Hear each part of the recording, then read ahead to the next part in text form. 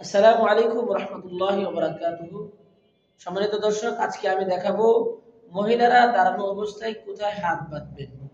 এ ব্যাপারে বিশ্ববিখ্যাত ফকিহ হযরত আব্দুল হাই লখনবী রাহিমাহুল্লাহ তাআলা উনি ওনার বিখ্যাত মাসআলার কিতাব আস-সিআয়া কিতাবের 2 নম্বর খণ্ডের 156 নম্বর পৃষ্ঠায় লিখেন, আর মহিলাদের ক্ষেত্রে সকলেই একমত যে মহিলাদের জন্য সুন্নাত হলো তারা দাঁড়ানো অবস্থায় বুকের উপর হাত বাঁধবে। আমি দেখিয়ে দিচ্ছি।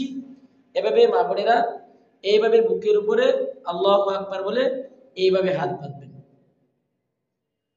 আর হযরত আতা রাহমাতুল্লাহ আলাইহি বলেছেন, উনি ওনার কিতাব মুসান্নাফে আব্দুর রাজ্জাকে উনি লিখেন, মহিলারা দাঁড়ানো অবস্থায় তাদের হাতকে বুকের উপর এইভাবে গুটিয়ে রাখবে, একদম এইভাবেও নয়, অথবা অনেকেই আছেন এরকম বুকের উপরে পেটের উপরে হাত বাঁধেন, কেউ নাভির উপরে মহিলারা হাত বাঁধেন, এভাবে নয়, বরং সর্বসম্মতিক্রমে ফকিহদের একমত হলো মহিলারা দাঁড়ানো অবস্থায় বুকের উপর এইভাবে গুটিয়ে সুন্দর করে গুটিয়ে রাখবেন, এইভাবে হাত বাঁধবেন।